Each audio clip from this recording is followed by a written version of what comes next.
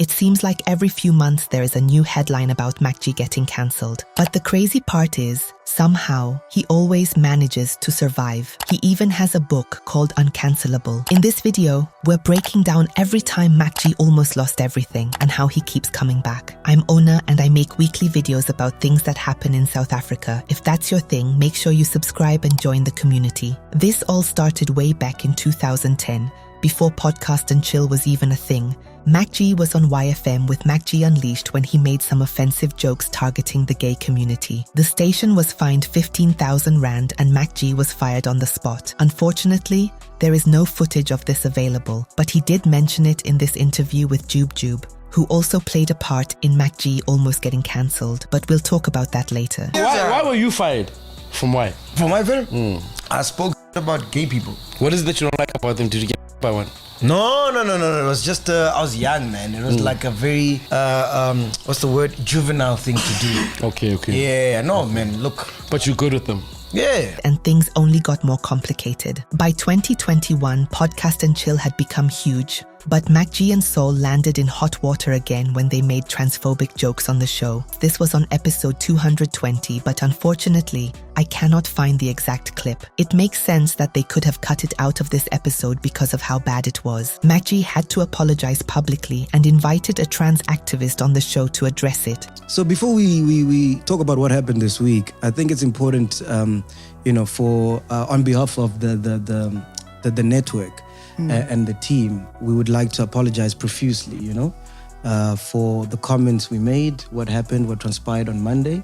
A lot of people have a lot of things to say, and we take it all in, Some people forgave him, others didn't. Still, the show carried on. Things got much worse when Jube came on the podcast. He asked MacG why he was fired from YFM, and MacG admitted it was because of some immature comments, but stressed he has nothing against gay people. Even joking that he's friends with Somizi and DJ Spoo, even though DJ Spoo isn't gay, which made everyone laugh. No. It was just, I was young, man. It was like a very, what's the word? Juvenile thing to do. Okay. Yeah, no, man, look. But you're good with them. Yeah. But I'm friends with a lot of gay people. So Somizi, DJ Spoo, there's a lot, DJ Spoo. That clip circulated and DJ Spoo posted it on Instagram with the caption, "This is how you thank me, my brothers," making it clear he wasn't impressed. But this was just the beginning of the chaos from Jube's episode. Later in the episode, MacG asked him if he had smashed Amanda DuPont. Jube casually said she was one of them and talked about their past relationship. I had a great time growing up. Which ladies were you smashing there? Was it Amanda DuPont?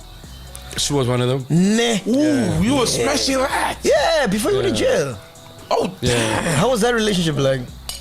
It was good. I fucked up. Because I had a stupid. I was dating Amanda. Relationship went on for about 3 years. Oh wow, that's a long time, bro. That's a long time. By the way, guys, if you're enjoying the video so far, please hit that like button. It really helps out the channel. Anyways, Amanda shook the internet on Instagram saying Jube didn't smash her, he SA'd her.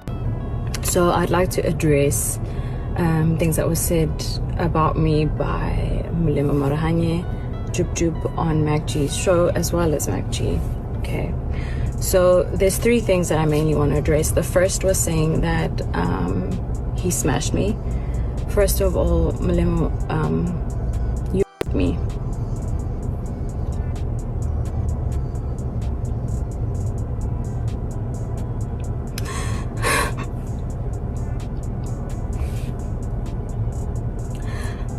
I was for 2 years solidly.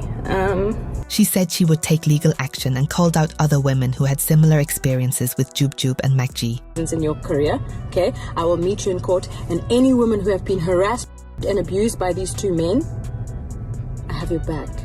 Kelly, this is including you.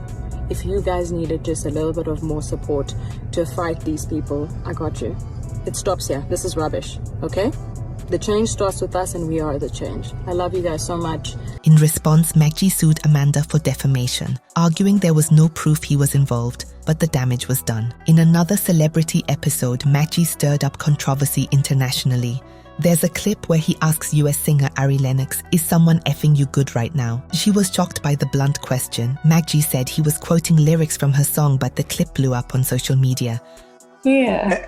And we had right now, is someone you good right now? Are you Oh getting my married? God. Whoa there. I'm not having. Whoa, that's a wild question. Why that way? Why ask it that way? Whoa. Because that's what you say in the song, you know what I mean? Oh, I love that part. When did I say that? I said it in the song? Yeah, don't you remember the song? I do, but I didn't.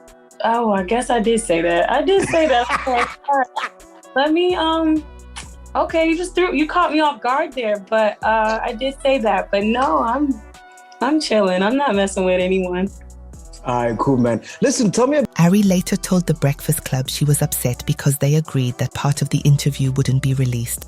We appreciate your music. Thank you. And, I was kind of hurt when you said you didn't want to do interviews anymore. I was like, don't let one bad, interaction with somebody mess up somebody else, and I'm glad you're over that, and I'm glad you're doing interviews again. I was just so heartbroken by the fact that he would release something that we didn't agree on him releasing, and I just kind of felt ambushed, so yeah.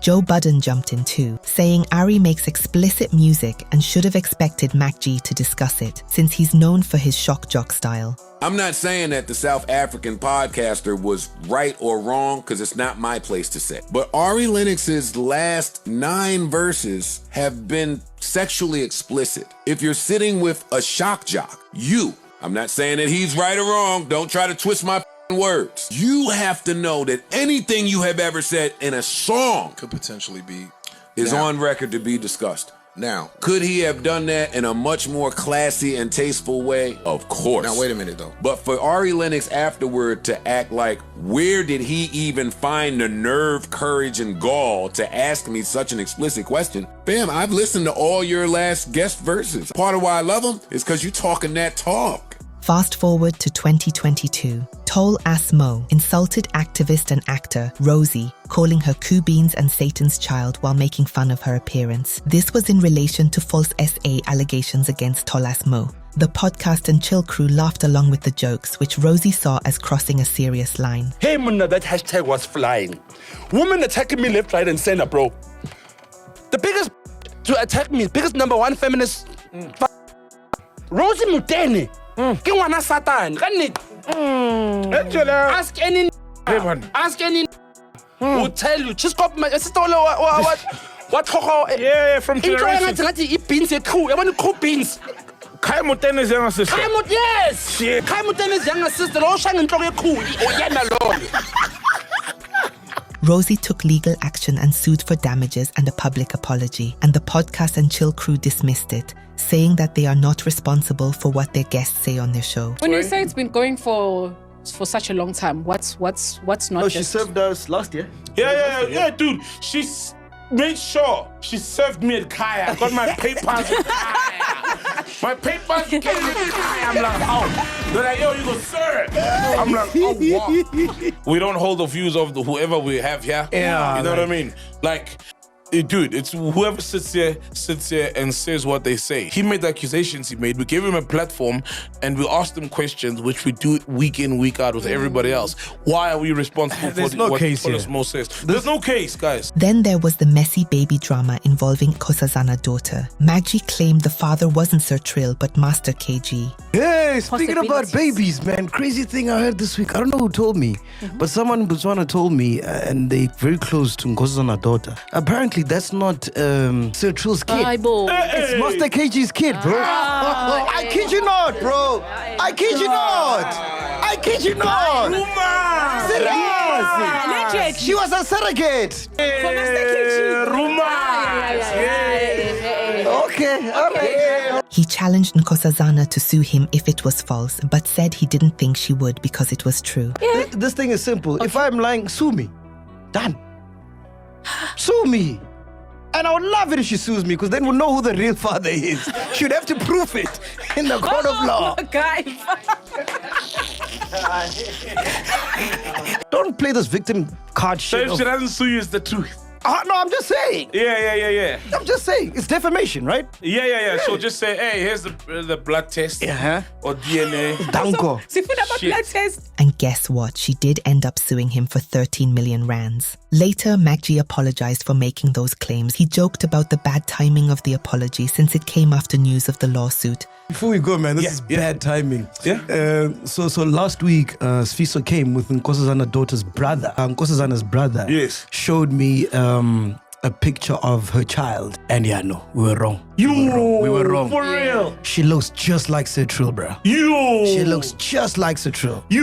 So I want to apologize to Nkosazana for that. But I'm saying it's bad timing because now it seems because the lawsuit thing came out now it seems like I'm saying sorry because of the lawsuit. And it's not because of It's not the lawsuit. No, it's because we were wrong. We were wrong. I did meet the brother also. Still, a few seconds later, he joked that the father wasn't supporting the child, and the room laughed and warned him he was just making things worse. But allegedly, Cetril is not supporting the kid. Don't start. He's not supporting. Don't start. He's not supporting. I apologize every week.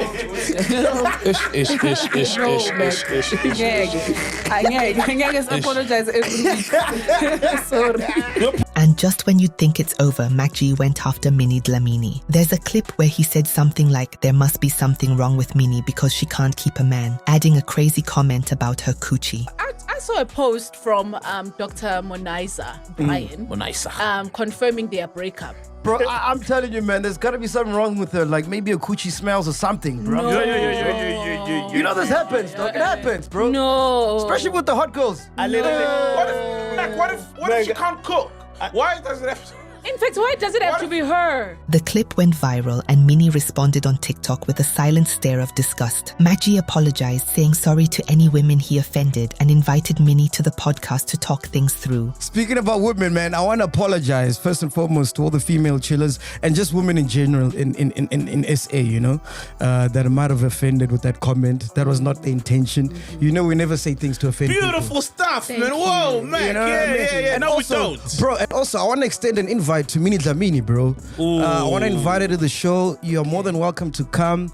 This thing started on the podcast. Let's end it on the podcast. She said some things. I've said some things. Let's squash it once and for all, bro. But Minnie refused the apology and announced she would pursue legal action. Over the years, MacG has faced plenty of challenges. Yet despite everything, the Podcast and Chill Network stands at almost 1.6 million subscribers and is still growing. Whether or not you like MacG, it's clear this cycle of controversy isn't ending anytime soon. Thanks for watching. I'll catch you in the next one.